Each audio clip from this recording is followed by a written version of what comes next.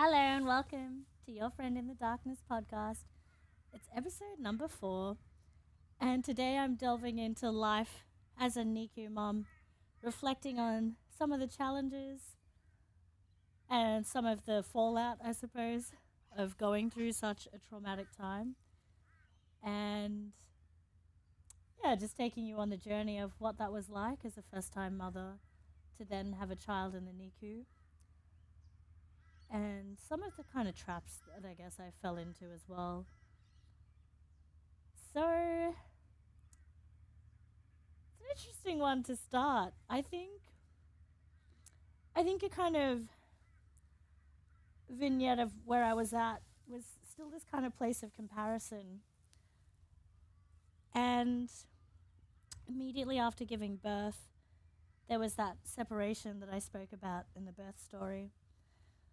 And in particular, there was this one hard moment that just really showed the beauty of my mom, actually. She just got me. I think this was a time for my relationship with my mother to just really shine.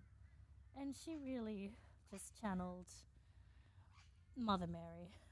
That's all I can say, because I felt so loved and so understood by her, and she just really understood the motherhood experience, the hormones I was experiencing, and also the grief of this kind of birth ideal that I was separated from my child. So in this particular example, we were sitting in the hallway waiting for my husband to arrive before we went in to the NICU. So it was during COVID.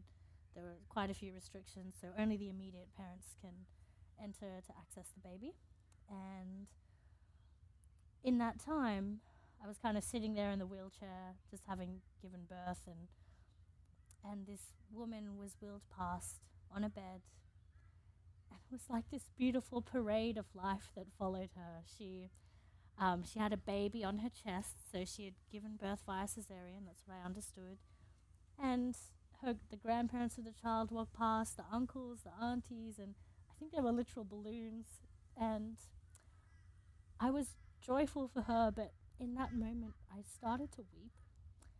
And my mum, she just hugged me. And I think she just knew. She knew what had happened. It was the birth that I had wanted for myself. I was wondering, where's my parade? I can't even, show off my baby. I can't be with my baby. There was so many things that I was grieving about the experience, and things that I didn't expect would happen. And I was still making peace with what had happened, because I'd sort of just been through this big separation, and all these medications were still in my body, and was having strange dreams. Turns out it was just the little yellow or orange tablet they give you. It was that one about, being separated from Remy. So it's already like this really rough battleground, and recovering from the vertical incision was just really tough. And I think that was kind of the backdrop to where I was. I wasn't feeling my best self, and my emotions were pretty high. And yeah, just being in that sensitive space about, will baby make it, will baby not make it, and having new information coming in all the time about baby's state. And I got used to having calls at all hours of the night, because often when doctors were making a decision, they'd be including us in it to an extent, which was fantastic, but also very stressful. And Remy really did receive the best of care. For 53 days, we were there with him. And yeah, we were sort of living in hospital accommodation, and we met some beautiful souls along the way as well, who were also there for all different reasons, visiting their loved ones in hospital, and were also in the same position that we were, that we did not live in a regular sort of commute distance away from the hospital. But yeah, so there was this sense of already being so far from home, yet now this place had become my home, because my first son was there and my first child was there. So yeah, I still consider this city my heartbreak city, because I love it, but it broke my heart as well. And that's sort of these feelings that I have towards NICU. I was so drawn to it, but at the same time I wanted to run away. I wanted to relive it, but I also want to run away from it and not have anything to do with it and try not to have to give birth at that particular hospital again. And it's just, yeah, it's a real mix of emotions. And so, coming back to this theme of comparison, I met so many beautiful moms along the way and parents, little families, and little babies. And our particular room was like the hardcore intense room where you've got one-to-one care 24/7. And I'd kind of just sit back and watch as these babies would slowly graduate to having less and less needs. And our little Remy, he stayed put. He was always in the most intense space. There was no real plan for him to sort of graduate because there were already little setbacks coming in every day that he was fighting. And I feel like that was what it felt like to get a bad report card, I guess, as a parent. Just seeing that, he was failing different tests and he wasn't able to ultimately get off the ventilator, which he eventually needed when his lungs got tired. So there was just a lot, and we were learning a lot.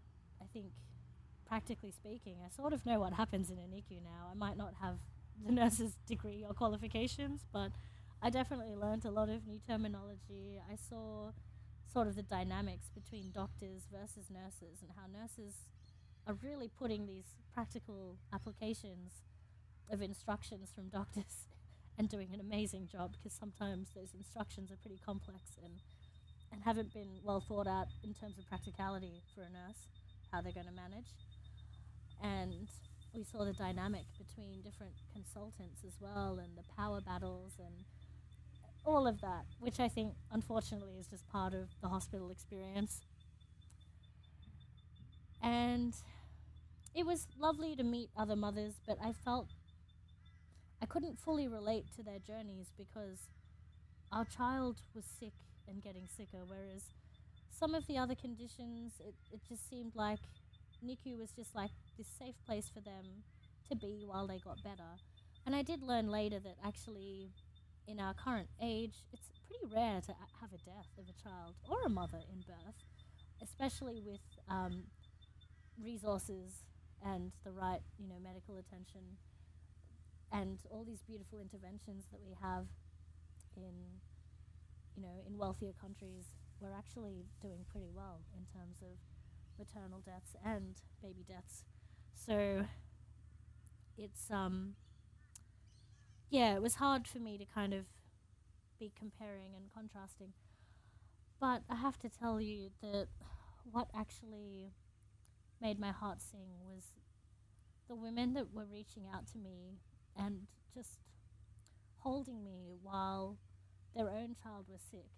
And yeah, there was many mothers that were beautiful. And yeah, they got me gifts. They left notes for me at our bedside.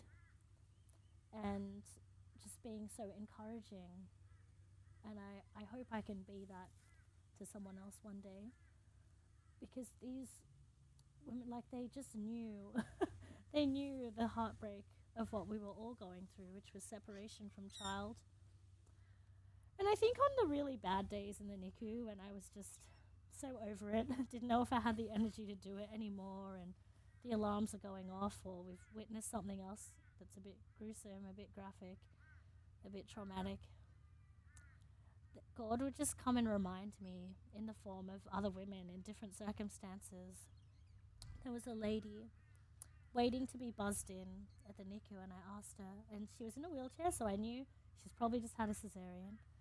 And I said, "Hey, can I let you in?" And she said, "No, I'm not allowed to go in." I said, "Are you not a mother?" She said, "Yeah, I am a mother." And because it's just visitors that aren't allowed to go in, right? Well, so I thought. And it turns out she had to wait for police members or social workers to come and join her before she could go and see her child. So she had that was her specific circumstances, and I found out that up to a third of the babies born in the NICU are actually born with some sort of a dependency, and that's why they're there, is to just slowly get better and go through the withdrawal process. So yeah, my heart really broke because I was already thinking, oh, it sucks not to be able to see my child, have him overnight with me, for example. But yeah, to have even more restrictions placed upon how often I could see him. I'd pretty much just come and stay there for the day every day. And, we'd go out briefly, but I always stayed within a 10-minute radius of the hospital. I just could not bring myself to go out any further. It meant that we were there for all the big moments. Every time the hospital called and told us, hey, it's time to say goodbye, we were able to get there and do it and say goodbye.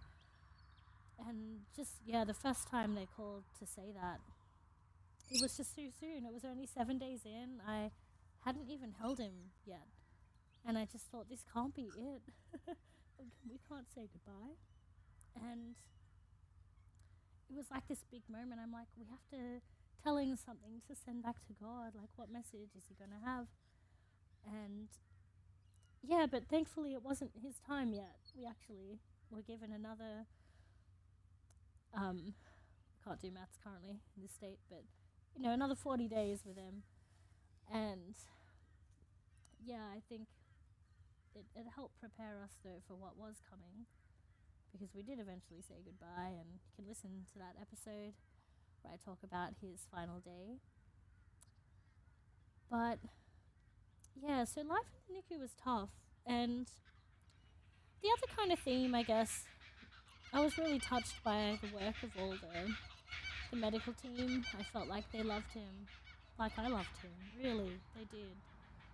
And it was nice because, just one of the staff members would sort of treat him like it's this little sleepover they're having, and they're having lots of fun together. And so that's where I got the idea to make these little cookies that said Remy's bestie on them, for each of the people that were on Remy's medical team, and the cleaners, and for everyone that were running the NICU, essentially.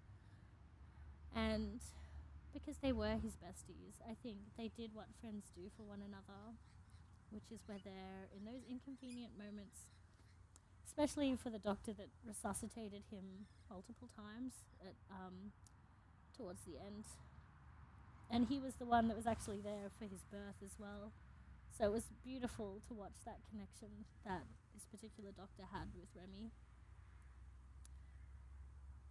And so, the NICU was this, complex place of, it kind of felt like a war, but it was a place of healing too. And that's what my husband kept telling me. He's like, the hospital is just a place of healing, and it looks messy, but it is ultimately a place of healing. And I found that really hard because I just felt so foreign and so alienated in this world where things were tightly controlled and sterilized, and I was still finding ways to compare myself to others. I was really upset that I couldn't pump enough milk. I was pumping, 1 or 2 mils, sometimes 5 mils. That was my record. I was counting my life in mils, and I was, comparing the fridges full of breast milk that other mothers seem to be able to produce and freeze. They even had extra milk for freezing, and I just thought, I can't produce, and I can't, I'm being told that my milk is the magic milk that is what he needs. So I'm thinking, oh my goodness, I can't get it. It's not working for me. But I persisted with pumping anyway. And so those kinds of practicalities and comparisons, it did kind of steal my joy in that space. And I think I wish I had sort of let go of that. But there was one thing I was adamant at doing, was keeping my standard to how I treat others, because there were times when I kind of lost it at people, and people kept saying, it's okay, you're going through a hard time, and I just thought, no, sorry. Even if you're going through a hard time, it's not okay to yell at people that are trying to save your son's life, or I'm not going to change my standard for who I am, because I don't want to lose myself in the grief and in the trauma. I don't want to also then lose who I am. And yes, that was really important to me. So yeah, there were times I lost it, but I pulled myself back into line, and the staff were really gracious about it. There was, people in particular I had spoken to quite firmly, and but they totally understood, and it was almost like their compassion. It just made me feel even worse because I just felt like, no, you should never be spoken to as rudely as I spoke to you. So, but it was nice to have that compassion for sure because it was a tough space to be in, and yeah, it's the compassion that we should always have for each other, I guess. So I think at the end of the day, it was a blessed time, but it was definitely the trial. It was the like running the marathon part of being in hospital, and we only made it because of all of the support around us. We had people driving up from um, from all over to give us frozen food, meals that they had cooked, taste of home. We had people sending us parcels and flowers to the NICU. We had people praying for us every day. And that was what brought us a sense of normal in the hospital, was just having our daily, prayer meeting that I'm sure some of you were tuning into every day. And it really did just bring a sense of home, that we could just still pray with our son as we would with any of our children. We'd pray with them every night. And then the miracles were happening. And that was what really, yeah, that just really helped us pull through as well. And I kind of spoke about some of the providence that surrounded Remy's life. And then the comparison kind of melts away because I started to realize that these were blessings that I had been given, and that I shouldn't look at other people's blessings because that's for them. But this is our particular journey, and I've had so many blessings that others don't have. So there's no point in doing a comparison. So yeah, I think that's kind of my main takeaways from the NICU. And there were times, yeah, I think a lot of the pain that I had does boil down to comparison, comparing when particular mothers were having reactions to certain procedures that I thought, well, that's nothing near what Remy had to go through. And but now I get it. Like now having a normal child, I get why there'd be certain things. There are some worries that are just universal with parents, and I think that was something I was telling a lot of people afterwards, was that, well, actually we've all sort of lost children, because even even a parent who has a child that lives old enough to, move out of home, there is a sense of losing them. There is a sense of grief.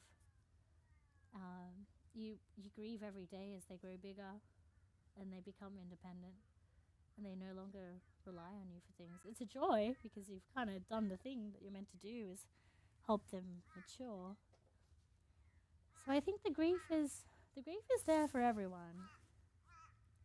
But yeah, the hat goes off to all the NICU staff people, the people that put themselves in that situation every day, the people that were strong enough to sit with us, the people that were brave and courageous to come in and make decisions with us about Remy's life, and to look after him. Yeah, that was my time in the NICU. And it was a sense of uniting both my husband and I, because we were just like this team with the hospital, and it kind of mediated. Whereas it is different when you then go on to have a child that I feel like doesn't belong to a hospital, because then, yeah, it feels a little bit more disjointed somehow. But yeah, we'll talk more about that another time. I hope you've enjoyed today's episode. I hope it all lines up, but I'm hoping the next episode will be with a guest. Someone who I met while musicking in Sydney, who really touched my soul with her music, and I can't wait to introduce her properly next time. I hope you have a great day.